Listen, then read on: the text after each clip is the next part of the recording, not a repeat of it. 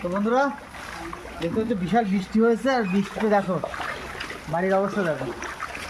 এই দেখো গাছ পুরো ভেঙে পড়ে গেছে, আর জল পুরো জমে গেছে। দেখতে পাচ্ছ গাছে দেখা যাবে, দেখো এই দেখো গাছের গোড়া পুরো উল্টে গেছে জলে।